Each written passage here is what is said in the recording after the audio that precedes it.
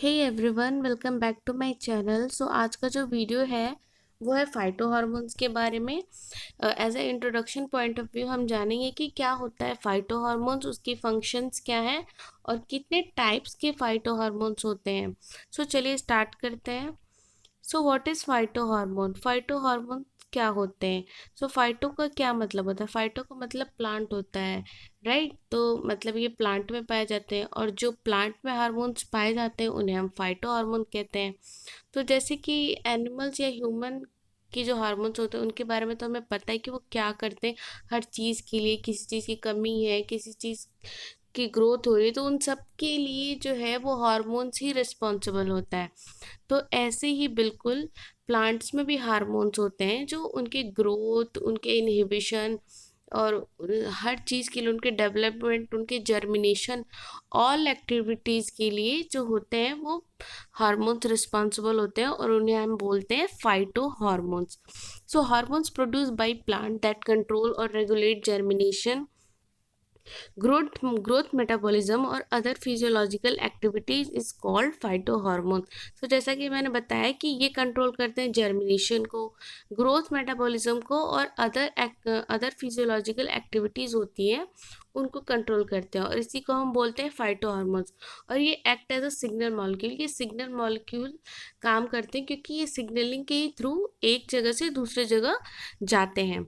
और प्रोड्यूस कहाँ होते हैं? प्लांट्स में, क्योंकि ये फाइटो हार्मोन से and occurs in extremely low concentration. मतलब ये लो अमाउंट या लो कंसंट्रेशन में इनकी फंक्शनिंग या वर्क होता है। They exert strong control over plant development and can either act locally और in more distant part of the plant. So कहने का मतलब ये है कि जो प्लांट है, जो डेवलपमेंट करते हैं प्लांट हार्मोन्स, वो क्या करते हैं, ये लोकली भी एक्ट कर सकते हैं, मतलब लोकलाइज्ड एरिया में भी इनकी फंक्शनिंग होती है और ये लॉन्ग डिस्टेंस ट्रैवल भी कर सकते हैं। जैसे कि अगर कोई हार्मोन जो है वो रूट के लिए रिस्पॉन्सिबल है, तो ज़रूरी नहीं है कि वो सिर्फ रूट के लिए ही रिस्पॉन्सिबल है, वो टिप ऑफ द प्लांट के लिए भी रिस्पॉन्सिबल होगा। तो दिस इज़ ऑल अबाउट कि हाँ, फाइटो हार्मोन्स हर जगह फंक्शन करते हैं। बेसिकली इनका एक पर्टिकुलर जगह नहीं डिसाइड होता है। So plant hormone control all aspects of the development from embryogenesis, regulation of organ size, pathogen defense, stress tolerance, reproductive development।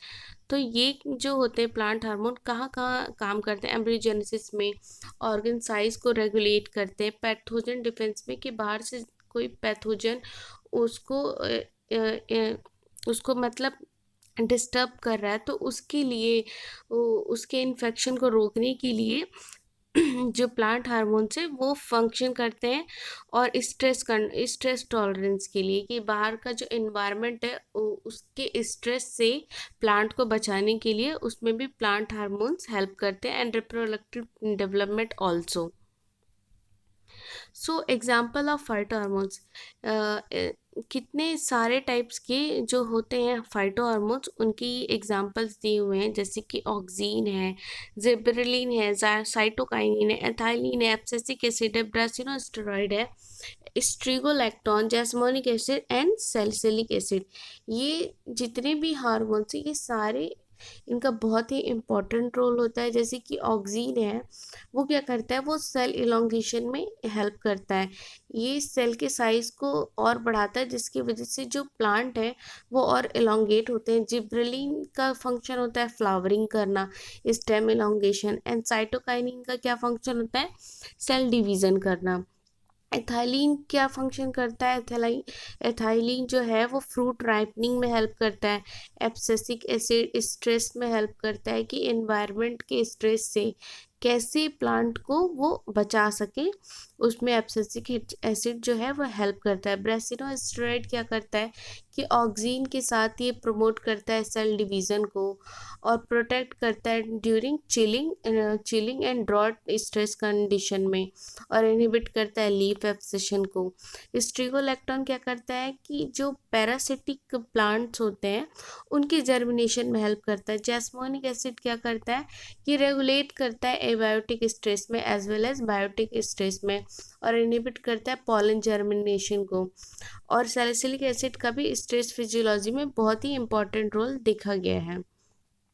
So biosynthesis of pathway, biosynthesis of pathway में क्या होता है कि जितने भी हार्मोन्स हैं उनकी सिंथेसिस कैसे होती है और किसके थ्रू होती है, कौन उनका प्रिकर्सर मॉलिक्यूल होता है।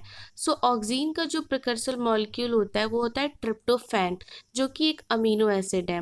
और एथाइलिन का जो प्रिकर्सर मॉलिक्यूल है that is methionine, this is also a amino acid. And ABA मतलब abscisic acid, cytokinin, gibberellin, brassinosteroid, strigolactone, इन सब के लिए जो प्रिकर्सर मॉलिक्यूल रिस्पॉन्सिबल होता है that is IPP, isopentenyl diphosphate. And jasmonic acid, salicylic acid and nitric oxide के लिए जो प्रिकर्सर मॉलिक्यूल रिस्पॉन्सिबल होता है वो होता है अल्फा लिनोलेनिक एसिड।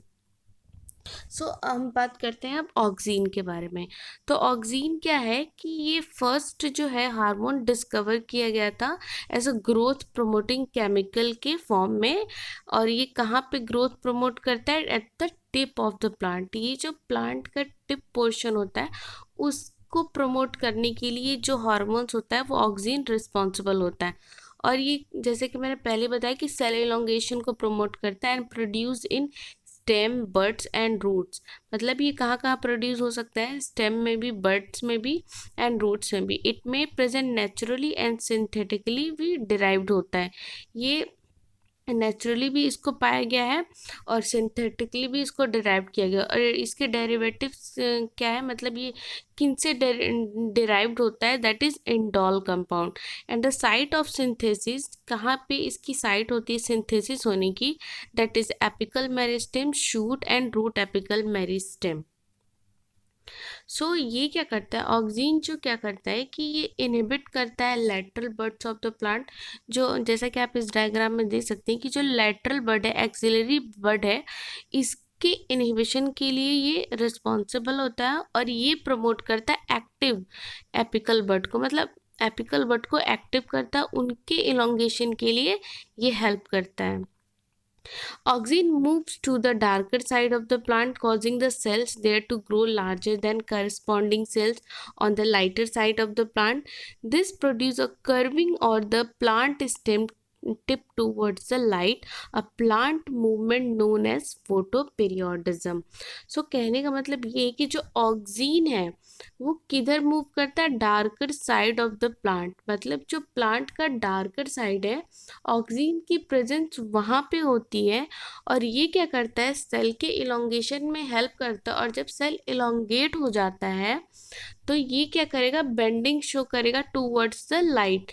लाइट के सामने वो अपनी बेंडिंग शो करेगा। And this produce a curving of the plant stem towards the light, जैसे कि मैंने अभी बताया।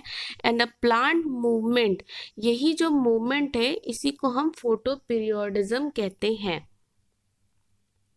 सो जैसा कि आप इस डायग्राम में देख सकते हैं कि जो डार्कर साइड है वहाँ पे उसने मतलब जो ऑक्सीन है उसका जो प्रेजेंस है वो इतना ज़्यादा हो गया है वो कि सेल और भी ज़्यादा लंबी हो गई हैं और वो बेंडिंग शो कर रही है towards the light.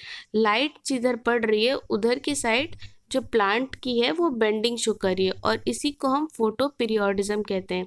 So guys आज के वीडियो में बस इतना ही। आगे हम ऑक्सीन के बारे में डिटेल में डिस्कस करेंगे।